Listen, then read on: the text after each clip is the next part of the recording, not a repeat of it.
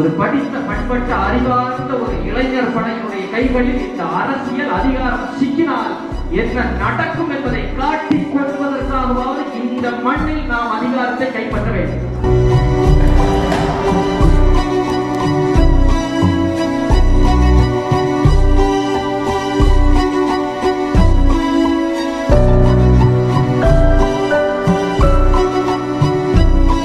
கிள்ளியூர் தொகுதி தமிழ்நாடே திரும்பி பார்க்க